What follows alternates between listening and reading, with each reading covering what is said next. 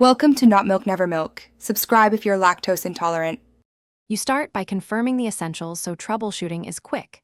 Make sure your phone OS and Google Wallet app are up to date and that you're signed into the correct Google account. This prevents authentication errors.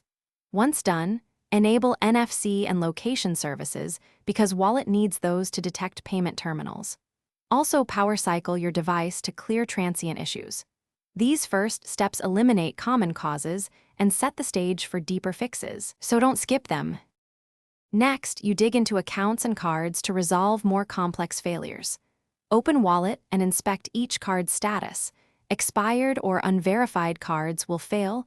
Remove and re-add them to force verification. Make sure your Google account payment profile matches billing details. Mismatches trigger declines. If a bank verification step appears, complete it immediately.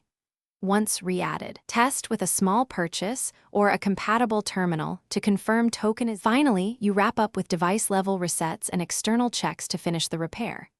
Clear Google Wallet's cache and, if necessary, app data to remove corrupted settings, then reconfigure cards. Confirm your carrier and the terminal accept contactless Google Wallet payments, and try a different reader to rule out hardware mismatch.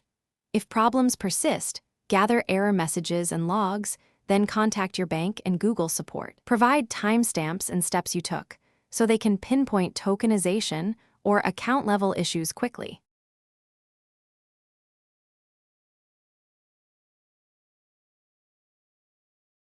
Thanks for watching. If this was helpful, leave a like and consider subscribing. See you next time.